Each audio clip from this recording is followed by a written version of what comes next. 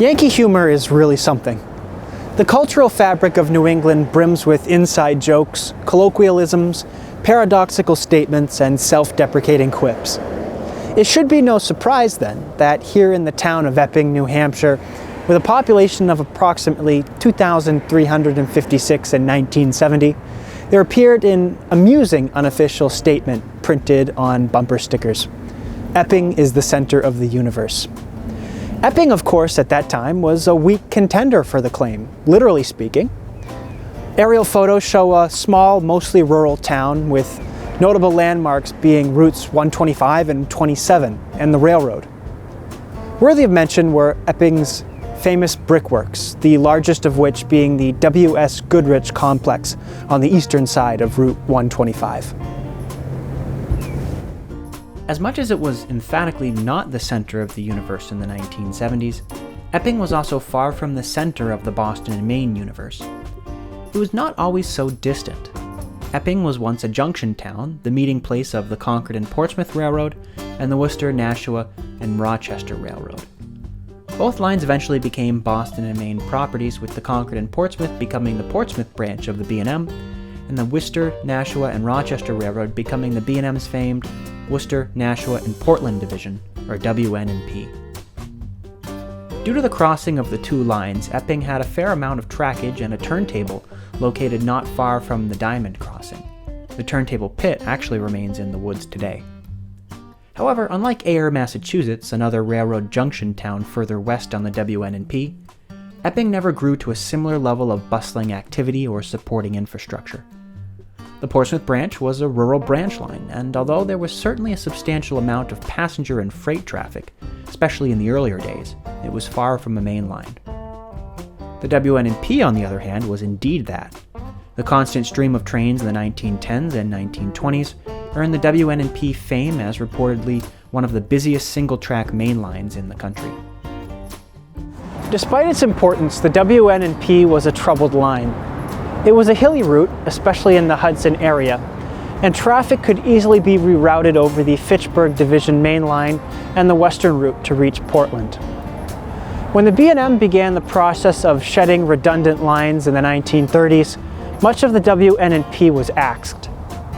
The WN&P was abandoned from Hudson to Fremont in 1935, and a surviving section from Epping to Fremont was kept in service, renamed the Fremont branch. Another section here in Epping was kept in service, a short stub from its connection with the Portsmouth branch up along Route 125 to where Aroma Joe's is today. Merrimack Farmers Exchange had an outlet store and an elevator where boxcars of feed were stored. The elevator was either demolished or torn down in the 1960s, and afterwards, the freight cars were just spotted on the old stub track and unloaded there. And so, from the 1930s on, Epping's star began to fade from the constellation of the Boston and Maine Railroad. The war years came and went. Dedicated passenger service on the Portsmouth branch using gas-powered Doodlebug rail cars ended in 1954.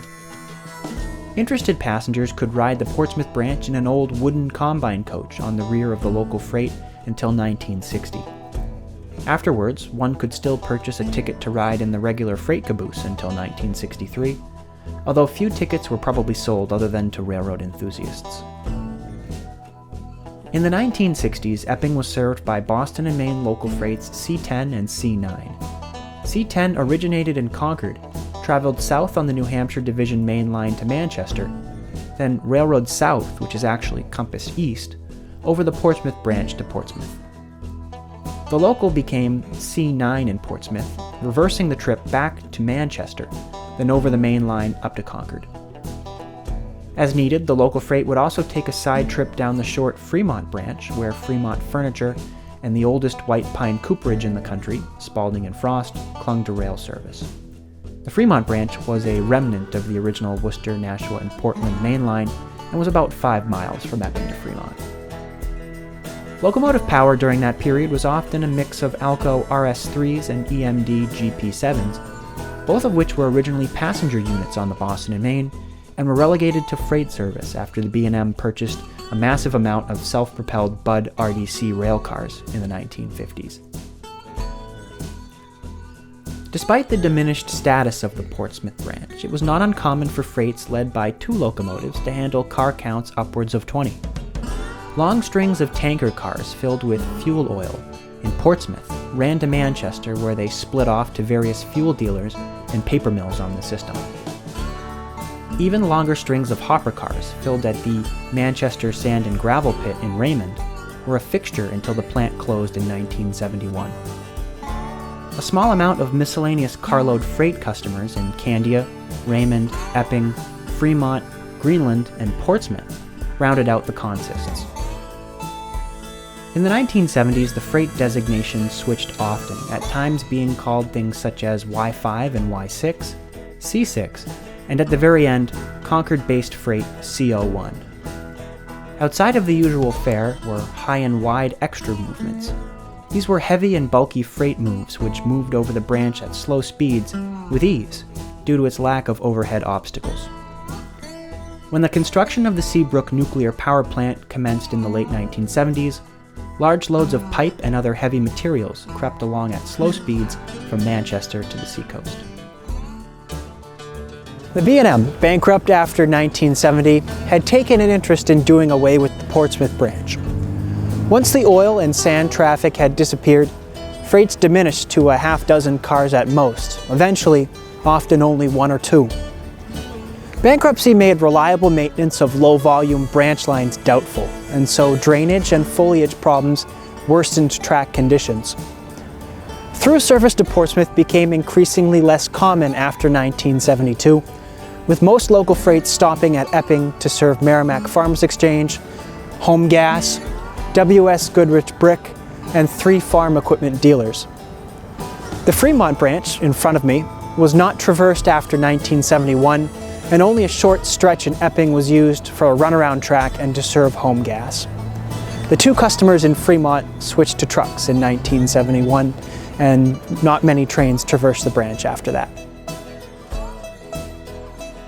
With the B&M's Alco RS3 fleet dwindling by the 1970s, a single GP7, GP9, or occasionally GP18 handled the local freights.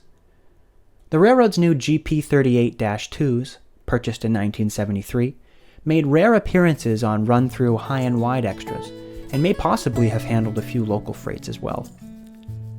A 1978-built GP40 is known to have powered one of the last local freights as far as Raymond in July 1980, but it's unclear if any of those 3,000 horsepower units ever made it out to Epping.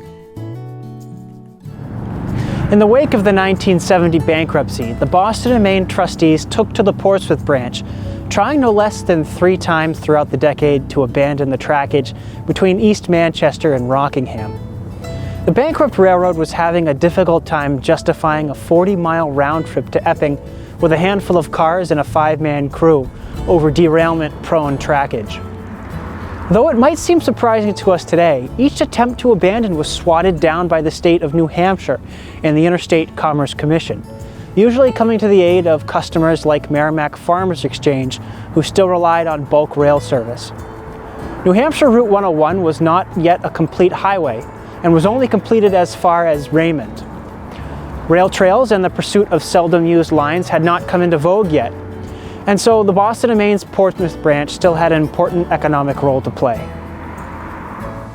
Epping likely saw its last trains in late 1979, when in December the Boston and Maine was finally able to embargo the branch on account of wintertime track conditions. Despite the embargo, a few freights did sneak out to Raymond as late as July 1980 to service the new Re-Rig Pacific plastic plant near Route 107, but they likely went no further to Epping. The branch sat dormant until March 1982, when abandonment was finally granted. The tracks were unceremoniously lifted by crews in trucks between 1984 and 1985.